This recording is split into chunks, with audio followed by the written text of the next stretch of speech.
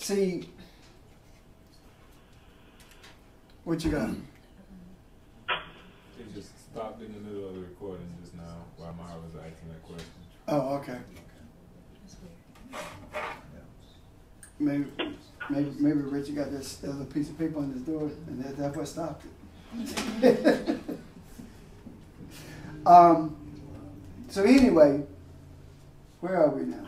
I got a question. Yes, ma'am. About the poor and the fatherless. Where are you? You up in verse 3. Okay, go ahead. It's talking about those who are, I guess, confused or whatever, the poor or whatever. The fatherless. The poor and the fatherless. Explain that one to me. It said, vindicate the weak and the fatherless. Are those the spiritually weak? And the fatherless are orphans. Okay. You know, Jesus said, I will not leave you orphan. Yeah. They're the ones who are orphaned, and they're made to feel like they're orphans because they don't know who the father is. Okay. And the poor is talking about spiritually poor. I thought so. Okay. And actually, it says, that when it says deliver, revive them out of the, rescue. The word deliver also talks about rescue out of the power of the wicked, from under the power of the wicked.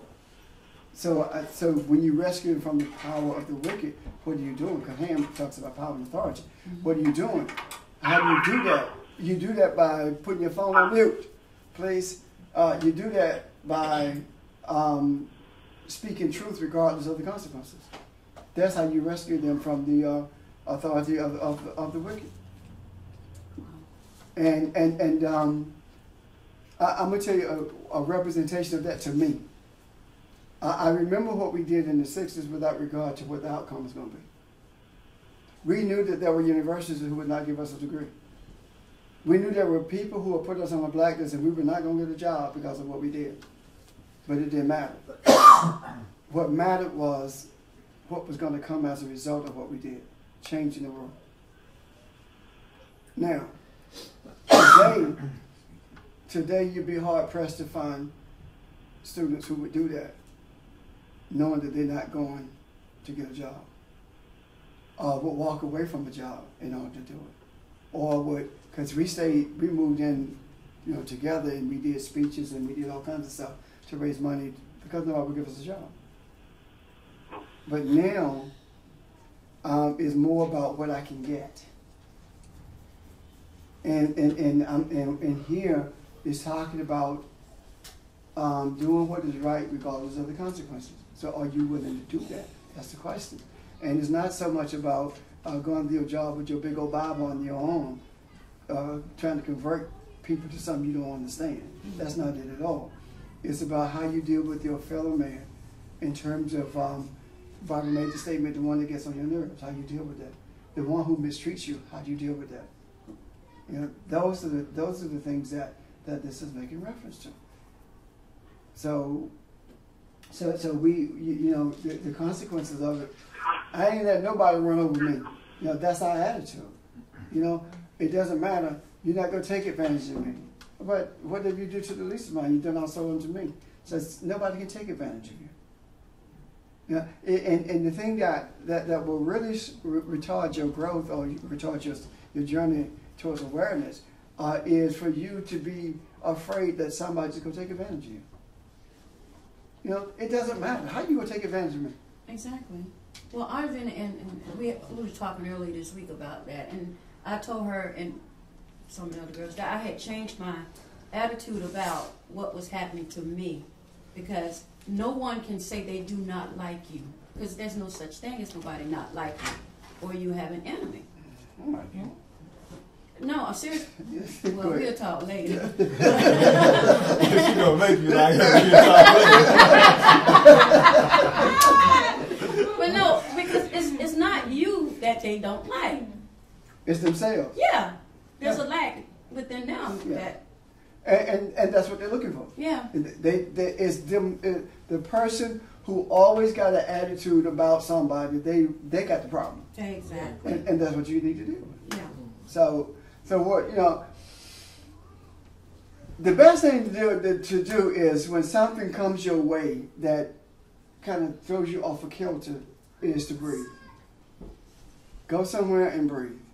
Remember what you've been taught. Remember who you are. Breathe. And it will make all the difference in the world. You have to do that. Now, you are more responsible than you've ever been in your life. Put your phone on mute, please. Put your phone on mute, man. You know your children. To whom much is given, much is what? Required. This is not talking about, necessarily physical stuff. This is talking about what you're receiving. There are spiritual requirements for what you must do. That's what we're talking about. So it is not incumbent upon me to make sure that you do what you're supposed to do. You ought to be at a place now where you recognize what you need to do. Because I said it a couple of weeks ago, I'm not going to carry you. I'm not going to hold your hand. I'm not going to carry you anymore. I'm just not going to do it. There are things that you're going to need help with that's different than you dealing with all these demons you've been dealing with for most of your life and not wanting to accept that you need to deal with your own business. I'm just not going to do that. There are too many other people out there who don't have opportunity to receive what you are receiving, and they need that more so than you. Because if you have not begun to receive it by now, if it's not resonating with you, then you're in the wrong place. I'm serious. There should be something resonated by now. You understand what I'm saying? There should be something resonating by now.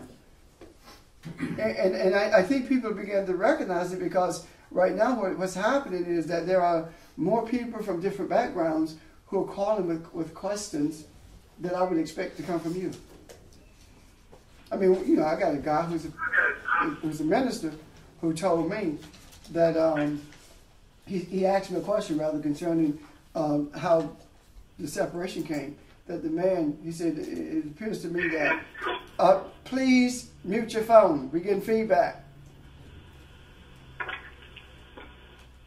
He said that it appears to me that when the first man, in his words, was created, that he began to meditate on what he wanted, and that's where the separation came. Now, this is someone who is in a traditional, setting. And I said, where did you get that?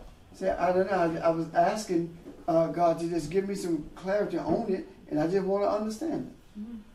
And that's what came to him. And then he said that he knew he needed to talk to me.